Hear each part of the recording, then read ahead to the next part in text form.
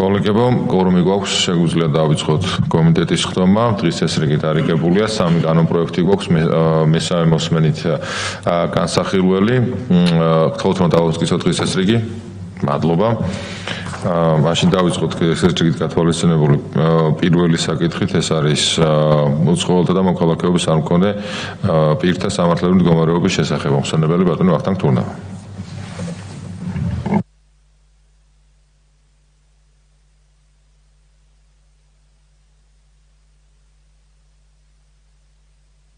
მოგესალმებით კიდევ ერთხელ. მესამე მოსმენით განსახილველად წარმოგიდგენთ უცხოელთა და მოქალაქეობის არ მქონე პირთა სამართლებრივი მდგომარეობის შესახებ საქართველოს კანონის ცვლილებებს. ცვლილება არ განხორციელებულა. პირველ მუხში დაიხვეწა საკანონმდებლო ტექნიკის კუთხით ცვლილებების ასახულია დარიგებულ ტექსტში, მეორე ანალოგიურად მუხლი მესამე ცვლილებების გარეშე.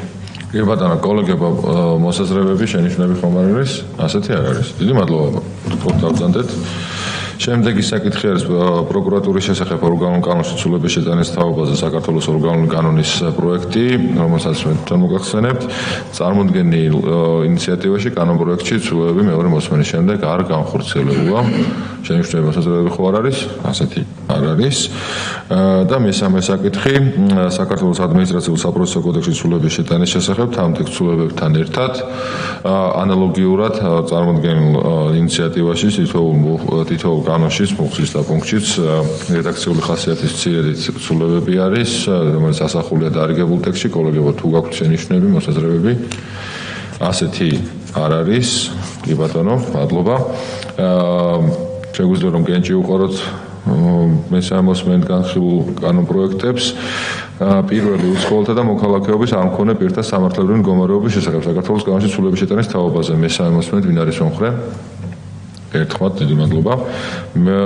შემდეგი საქართველოს ორგანული კანონის პროექტი პროკურატურის შესახებ საქართველოს ორგანული კანონში ცვლილების შეტანის თაობაზე. ვინ არის მომხრე? ერთხმად მადლობა. და ბოლო საქართველოს ადმინისტრაციულ საპროცესო კოდექსში ცვლილების შეტანის შესახებ თანამდებობ ცვლილებებთან ერთად ვინ არის მომხრე? ერთხმად დიდი მადლობა. ამით ჩვენი კომიტეტის ხდომა დასრულებულია. მადლობა.